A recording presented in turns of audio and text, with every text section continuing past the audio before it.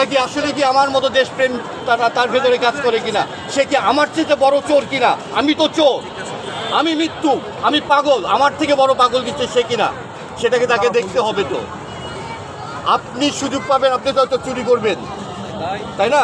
তাহলে আপনার ভেতরে দেশপ্রেম কতটুকু আর আমার ভেতরে দেশপ্রেম কতটুকু, সেটাই তো আপনাকে করতে হবে। আপনার সংস্কার আপনি ওইখানে করেন। আপনি সংবিধান সংস্কার করতে যাচ্ছেন, সংবিধানে কি আপনাকে যে উল্লেখ থাকতে হবে যে এই 21শে ফেব্রুয়ারিতে কারা ফুল দিতে আসবে?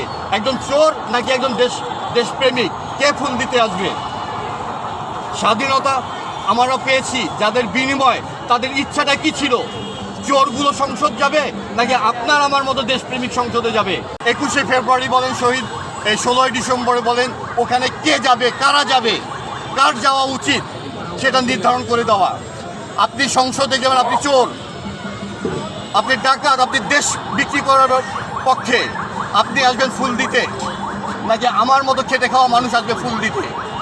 আমার ভেতরে যে ভালোবাসা, দেশপ্রেমের প্রতি যে জাগ্রত, আমি আসবো ফুল দিতে নাকি আপনার মতো সংবিধান সংস্কার এইগুলো নিয়ে যারা চিন্তা করে দেশটাকে বিক্রি করে যাবেন তারা আসবে প্রোটোকল নিয়ে এখানে ফুল দিতে? কে আসতে, কার আসা দরকার? আপনার কাছে মনে হচ্ছে আমি উলঙ্গ, আপনার কাছে বিবেক তাই বলছে। আমি আমার দৃষ্টিতে দেখেন, আমি কিন্তু একটা সভ্য, আমি আমার লজ্জা আমার নিবারণ করে আসছি, তাই না?